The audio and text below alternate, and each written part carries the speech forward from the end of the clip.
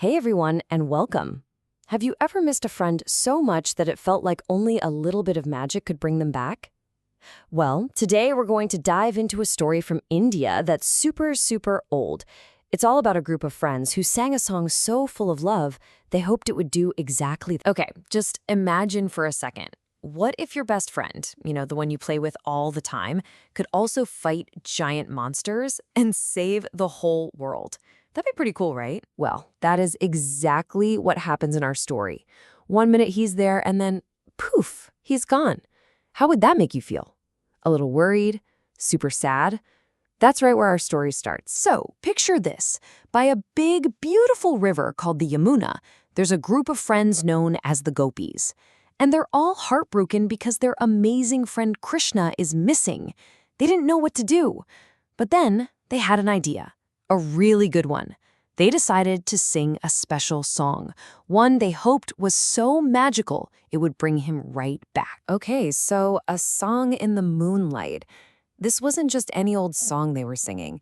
The Gopis sang in a really ancient and special language called Sanskrit, and in their song, every single word was like a little magic spell to share exactly how they were feeling.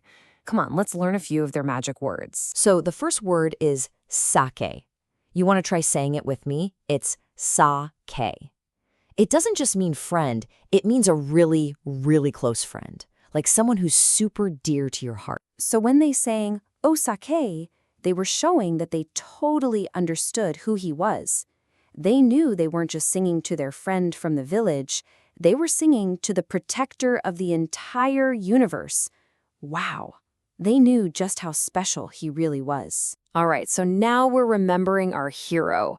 As they kept singing, the Gopis started thinking about all the amazing, incredible things Krishna had done.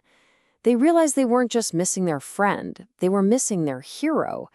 And their song told the story of why. And that brings us to our next magic word. This one is Veera. Let's say it together, nice and strong. Veera. Doesn't that sound powerful? It's the perfect word for a hero, someone who is brave and protects everyone from danger. And their song listed all the reasons why he was their Veera.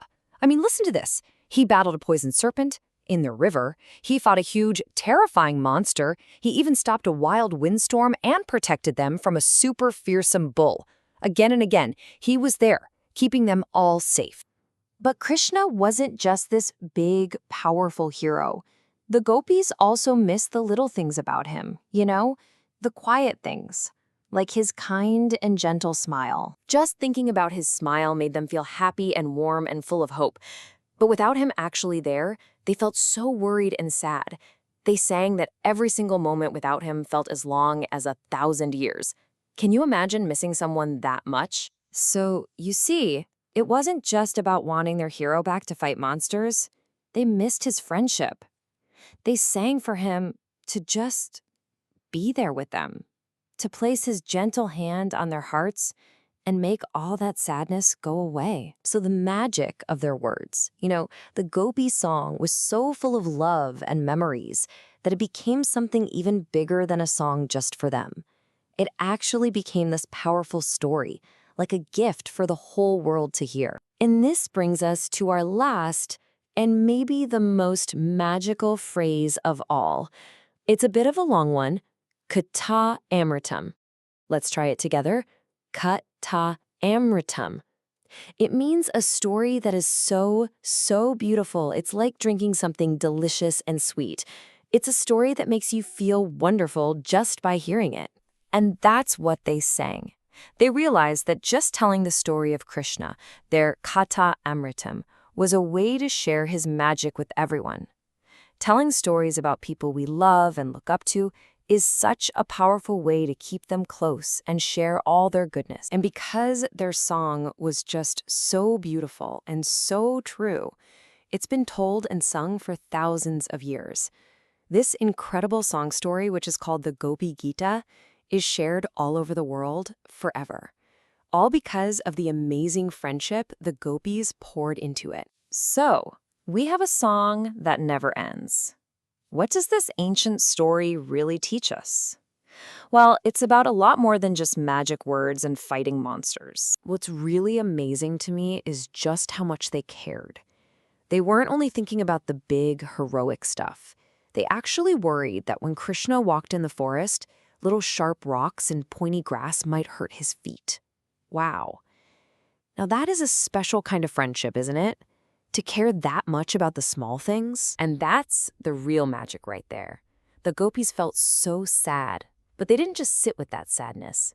They took all their big, important feelings, their love, their worry, their memories, and they wove them into a beautiful story song to share with everyone. They showed us all that telling stories is one of the best ways to share our love. So I'll leave you with this question to think about. If you could tell a story about someone special in your life, a friend, a parent, maybe your own personal hero, what would be the most important part you'd want to share? What makes them your Katha Amritam, your sweet story?